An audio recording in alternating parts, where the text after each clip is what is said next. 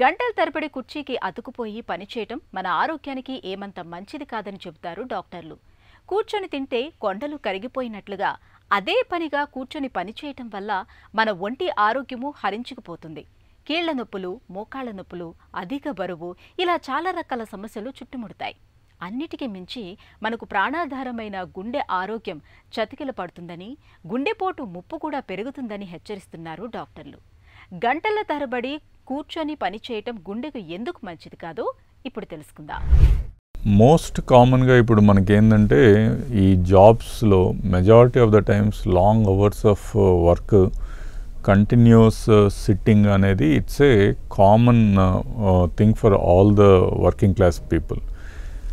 ఇప్పుడు ఈ prolonged sitting, కంటిన్యూస్గా సిట్టింగ్ వల్ల హార్ట్ అటాక్స్ పెరుగుతాయంటే యాక్చువల్గా ప్రొలాంగ్డ్ సిట్టింగ్, కదలకుండా ఉండేది is now called as new age smoking. అంటే ఈ ప్రొలాంగ్డ్ సిట్టింగ్ అనేది is as bad as smoking అనేది అర్థం. సో దీనివల్ల న్యాచురల్గా మనకి ఈ ఇంపాక్ట్ ఆఫ్ మెటబాలిక్ సిండ్రోమ్ పెరిగి, హార్ట్ అటాక్స్ పెరిగి, దీనివల్ల వచ్చే పాసిబిలిటీ కూడా హయ్యర్ ఉంది.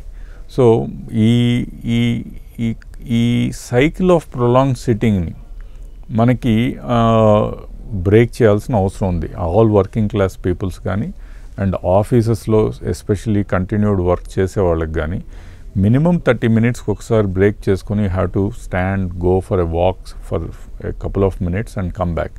లేకపోతే ఈ ప్రొలాంగ్ సిట్టింగ్ అనేది will be disastrous on a long run. Especially software ఇండస్ట్రీలో ఈ పనిచేసే people who keep writing programs, ఈ కంటిన్యూస్ సిస్టమ్స్ పైన ముందు చేసే వాళ్ళకు మటుకు డెఫినెట్లీగా every half an hour you need to break, take a walk or stand for some time, do some kind of an activity.